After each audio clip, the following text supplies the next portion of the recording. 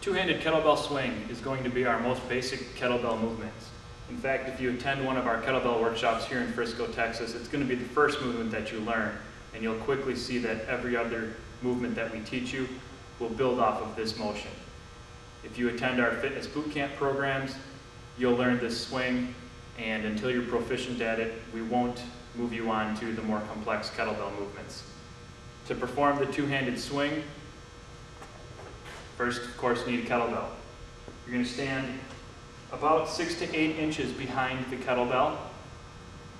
And just like in our squatting videos, to get in position to do the swing, your hips have to go behind you. Again, we don't squat or swing like this.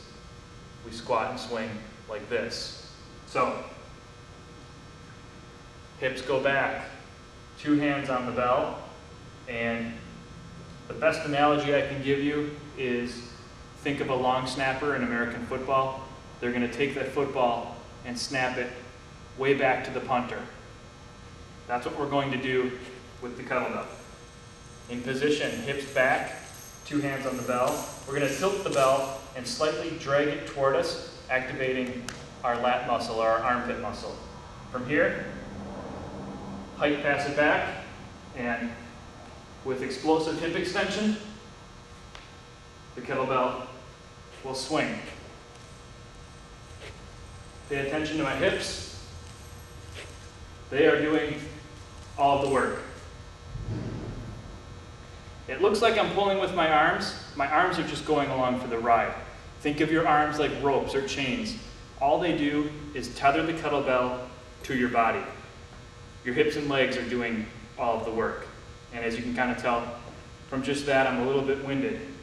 Great exercise for building muscular strength as well as cardiovascular endurance. Key things to watch: make sure at the top of the movement you're standing straight up. Should be a straight line, ear, shoulder, hip, knee, ankle. We don't want to finish our swings like this. It's like this. Another key point, it doesn't matter how high the bell swings. A lot of people see demos and the person performing the swing is swinging chest or eye level. People automatically assume that's the finish point of the exercise. Doesn't matter how high the kettlebell swings. With a heavier kettlebell, it may only come up to belly button height. With a lighter kettlebell, it may come up to chest height. Maybe you haven't trained in a long time and you're not as strong as you used to be, and you can't generate enough force to get the kettlebell high. It doesn't matter. What matters is your hips and legs are performing the action. Again, standing about 6 to 8 inches behind the kettlebell. Hips go back, 2 hands on the bell, drag the bell slightly towards me to activate the lats, hike the bell behind, and look at my hips.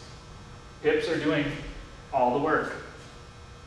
There's no difference between this swing and this swing.